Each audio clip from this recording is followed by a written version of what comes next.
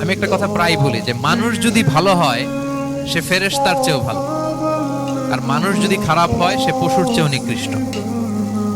আল্লাহ বলেন উলাইকা কাল আনআমি বাল হুম আদাল লাহুম কুলুবুল লা ইয়াফকাহুনা বিহা ওয়া লাহুম আ'য়ুনুল লা ইউবসিরুনা বিহা ওয়া লাহুম আযানুল লা ইয়াসমাউনা বিহা উলাইকা কাল আনআমি বাল হুম আদাল। তাদের হৃদয় আছে, ওটা দিয়ে অনুধাবন করে না সত্যকে। চোখ আছে, ওটা দিয়ে সে সত্যটা দেখে না। কান আছে, হকের কথা শোনে না। উলাইকা কাল আনআম, আল্লাহ বলেন তারা প্রাণীর মতো, চতুষ্পদ জন্তুর ন্যায়। শুধু অতটুকুই না, বাল হুম আদাল, তারা তার চেয়েও নিকৃষ্ট, তার চেয়েও নিকৃষ্ট।